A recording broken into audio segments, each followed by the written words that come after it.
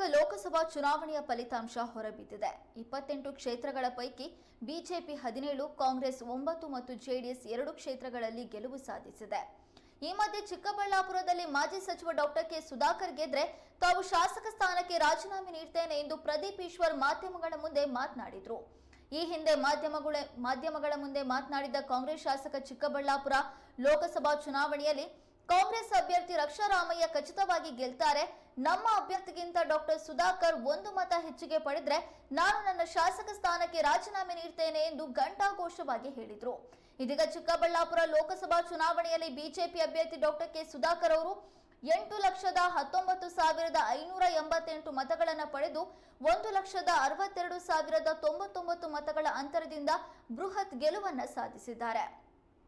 ಇನ್ನು ಕಾಂಗ್ರೆಸ್ ಅಭ್ಯರ್ಥಿ ರಕ್ಷಾರಾಮಯ್ಯ 6,57,489 ಮತಗಳನ್ನು ಪಡೆದು ಸೋಲು ಕಂಡಿದ್ದಾರೆ.